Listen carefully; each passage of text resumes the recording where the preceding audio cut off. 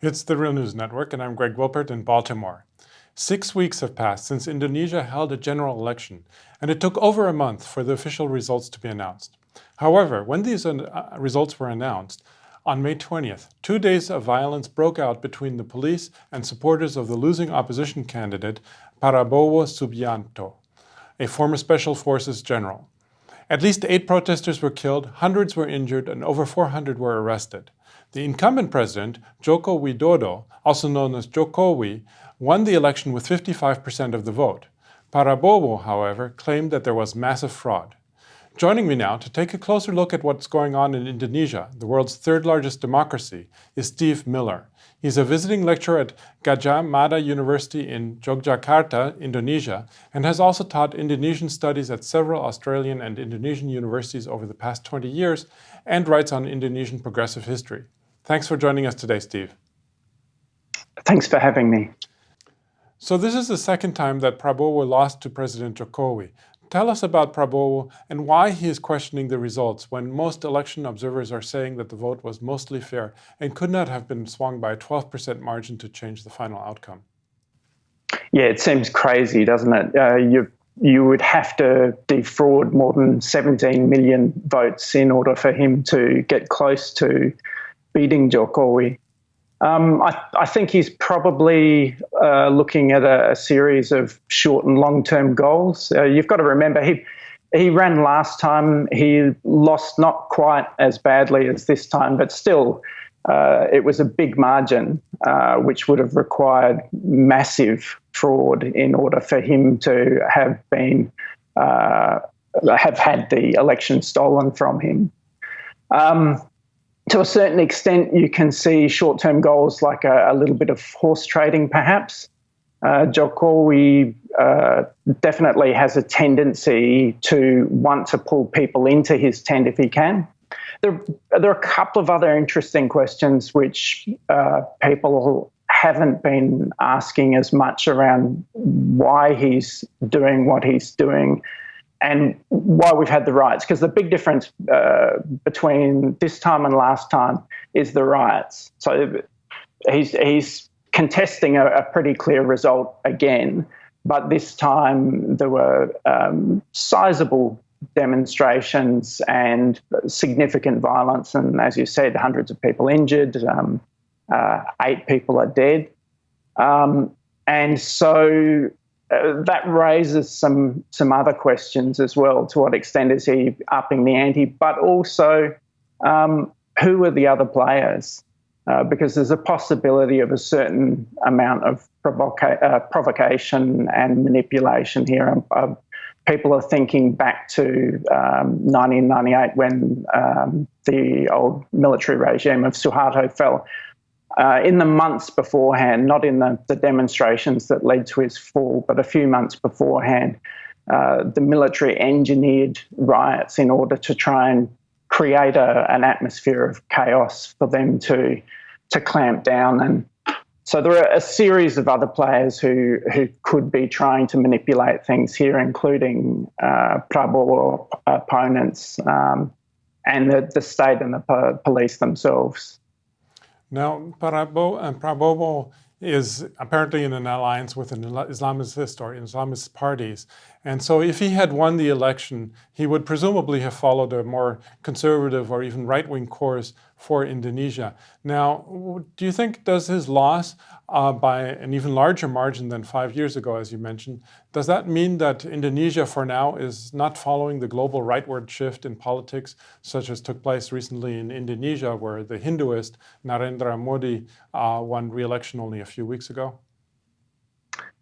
I think yes and no. Prabowo has sought out and sought to manipulate Islamist support with varying degrees of success, but he himself is not an Islamist.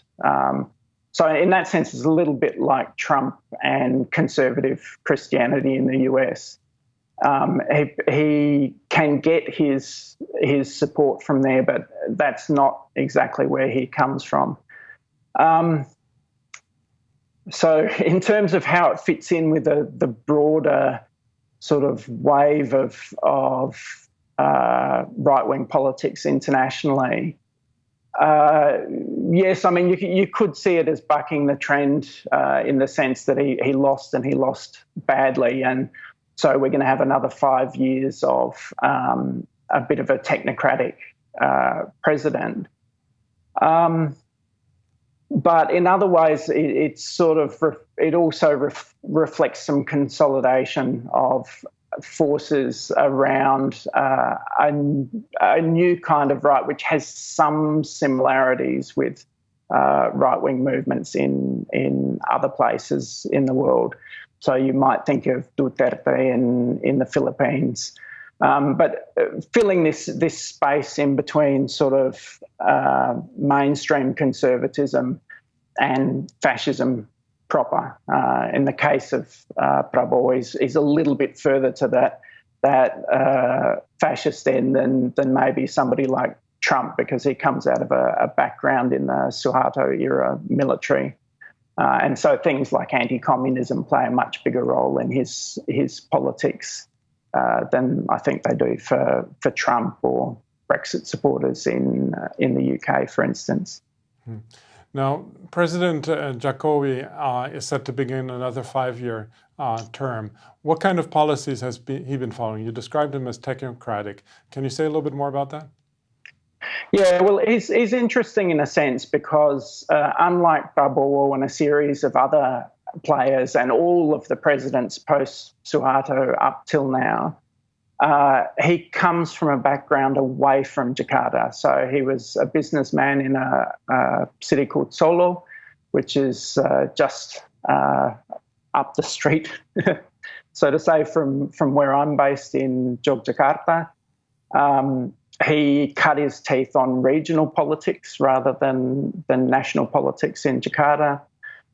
He presents himself as a clean skin, and I think there's something to that. So he's worked to try and reduce corruption, trying to improve the professionalism of the public service. He's tried to invest significantly in infrastructure, in education. He's made some efforts towards a rudimentary welfare state. So he is kind of a reformer in that sense.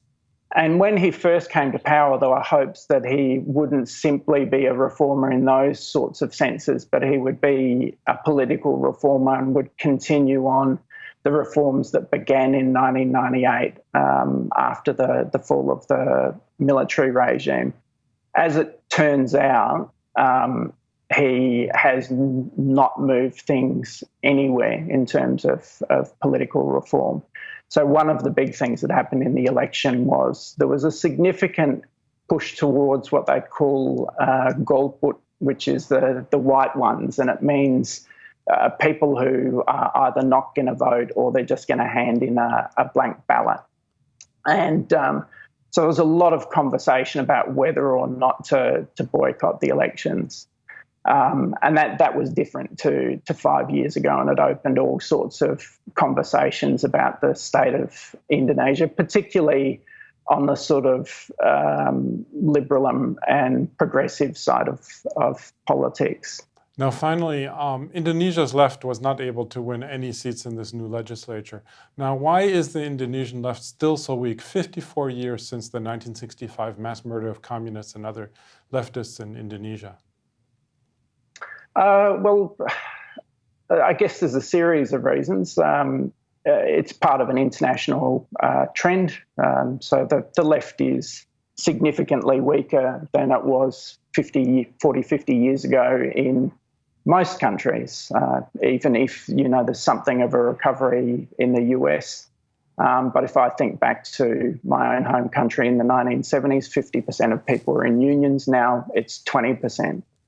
So I think there's an international trend going on. After the Communist Party was smashed, people on the right are able to use the label communist to seek to repress and marginalise and discredit any kind of progressive politics. So that label is constantly being wheeled out and used as justification nowadays for things like if there's a meeting or a conference discussing something progressive. At various times, right-wing thugs will turn up and will try to break that event up. Not consistently and not always successfully, but that definitely happens with a certain nod and wink from some of the state apparatus. Then I'd also say that part of the reason is more recent. It's to do with the failures of the reform movement, the reformasi movement of the 1990s, which never really cohered itself into a clear, organised force. To a certain extent, you could draw that back to 65 as well, because it was a movement of very young, inexperienced people. They probably had higher hopes than were realistic and tended to think that the sort of victory was just around the corner rather than they were at the beginning of a process of building that could take many years. Well, we're going to leave it there. I was speaking to Steve Miller, visiting lecturer at Gadjah Mada University in Yogyakarta, Indonesia. Thanks again, Steve, for having joined us today. Thank you. Thank you for having me. And thank you for joining the Real News Network.